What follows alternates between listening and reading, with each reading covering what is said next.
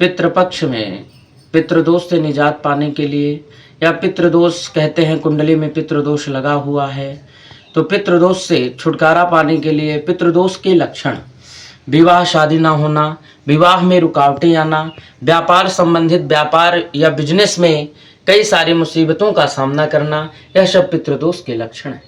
तो पितृदोष शांत करने के लिए एक समय की बात है, पक्षीराज गरुण भ्रमण करते हुए और भगवान श्री कृष्ण जी के पास पहुँचे और वहाँ पर पहुँच करके भगवान से कहते हैं, हे नाथ, आप ये पितृपक्ष के बारे में बताएं। पितृपक्ष कौन सा पक्ष है, इसमें क्या करना चाहिए और पितरों के निमित्त क्या कार्य करना चाहिए जिससे पितरों को शांति मिले और पितरों की आत्मा को शांत किया जा सके।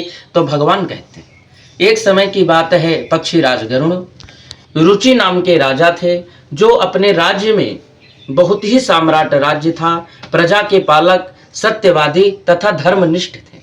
काफी समय तक राज्य करते हुए एक दिन राज्यपाट को छोड़ करके और वन में विचरण करने लगे। विवाह शादी नहीं किए। जब विरक्त हो गए और विरक्त हो करके भगवान से प्रार्थना करने लगे, भगवान की साधना करने लगे, तो एक दिन 4-5 आत्माएं उनके सामने आई और सामने आने के पश्चात जब राजा ऋषि देखे तो देखने के बाद पूछने लगे, हे महापुरुष, आप कौन हैं? आपका आवाहन काहे लिए हुआ है और आप यहाँ पर क्यों आए?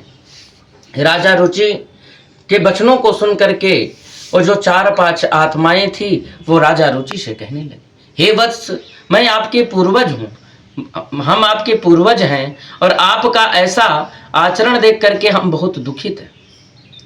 राजा रुचि कहने लगे कि हे पितृ देवता, हम क्या करें?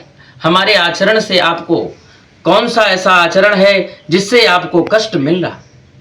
तो जो वहां पर पितृगण थे वो कहने लगे, हे राजन, विवाह जो आप विवाह नहीं कर रहे हैं, विवाह न करने से या विवाह जब आप नहीं करेंगे तो श्राद्ध, जो श्राद्ध का अन्न है, श्राद्धान्य मुझे नहीं प्राप्त होगा। हे राजन, आप विवाह करें, विवाह करने के पश्चात संतान उत्पत्ति करें, उस संतान आपके गर्भ से जो संतान होगी, आपके वंश में जो संतान होगी, वह जो पिंडदान करेंगे, श्राद्धान्य करेंगे, वह श्राद्धान्य मुझे मिलेगा और वही श्राद्धान्य से हम तृप्त होंगे।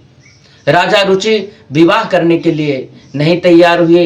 नाना प्रकार से जब पितृगण उन्हें समझाए तो विवाह करने का उन्होंने संकल्प लिया और विचरण करने लगे। विवाह के संकल्प से बहुत काल तक ब्रह्मा जी की उन्होंने उपासना किए। ब्रह्मा जी की उपासना करके जब उपासना किए तो ब्रह्मदेव प्रकट हुए, बोले, हे वत्स, तुम्हारी तपस्या से मैं प्रसन्न हूँ, मांग लो जो वर मांगना है। राजा रुचि कहने लगते हैं, हे ब्रह्मदेव, मुझे विवाह, मेरे पितरों का आदेश है कि मुझे विवाह करना है। हम विवाह की इच्छा से आपकी तपस्या किए।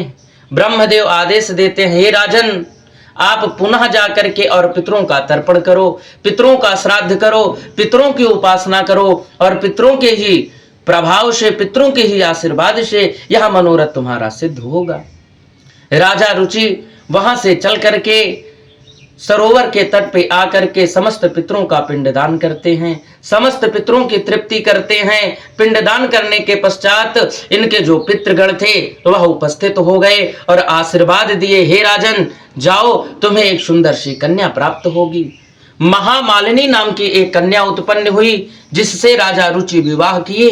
विवाह करने के पश्चात मनु नाम की संतान इनको प्राप्त हुई।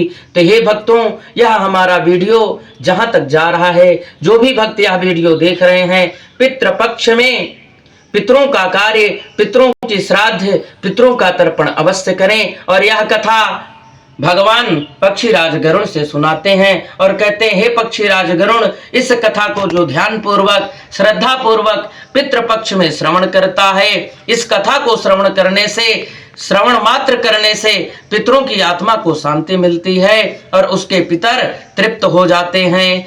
अगर हमारी जानकारी, यह कथा आप लोगों को अच्छी लगे तो चैनल को लाइक और सब्सक्राइब करना ना भूलें और कमेंट में जरूर बताएं। हर हर महादेव।